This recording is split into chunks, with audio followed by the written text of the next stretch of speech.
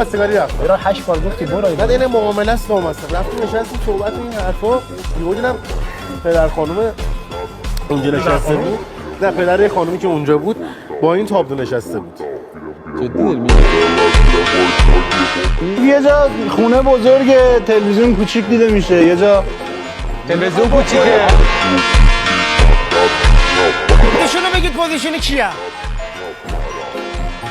مصایون علی ستوری. حضرت موسی بعد از باز کردن دریا. کدوم یکی از رفیقای پسرت حس داری؟ حیف که نمی‌تونم جواب بدم. بنیامین که از خوشگل‌ترینا دورم هست سفیده. حالا رو شما گاز میزنی؟ بعده شرکت میهن ناراحت میشه.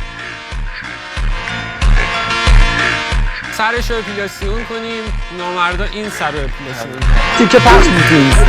می‌دونی اسم میرزا سر شبیه چیه؟ دیدی آب نبات جایی میفته رو فرش همونو برمی‌داری؟ چرا دوباره من برداری؟ نه حالا این شکلی میشه. اگه برداری این شکلی میشه. منم بابام همین کارو کرد.